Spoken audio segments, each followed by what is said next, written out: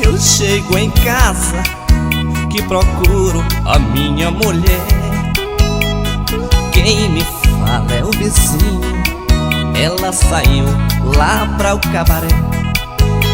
Então nesse exato momento eu não tenho mais nada a dizer, porque o meu salário é pouco, ela foi ganhar dinheiro para nós sobreviver.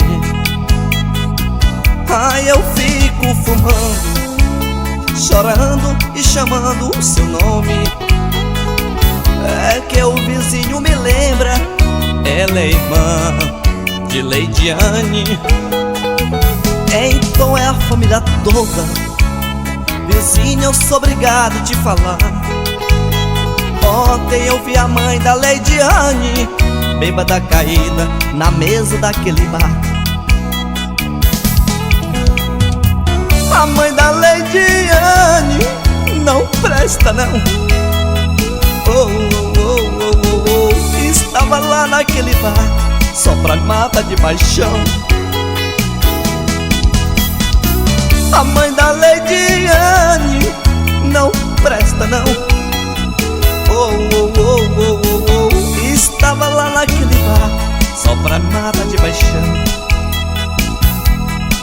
Ela falava que a Leidiane não tem coração, ter traído um homem como Júlio, um gato lindo que é um gostosão. A mãe da Leidiane não presta não.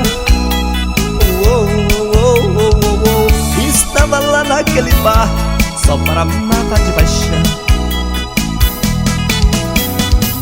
A mãe da Leidiane não presta não.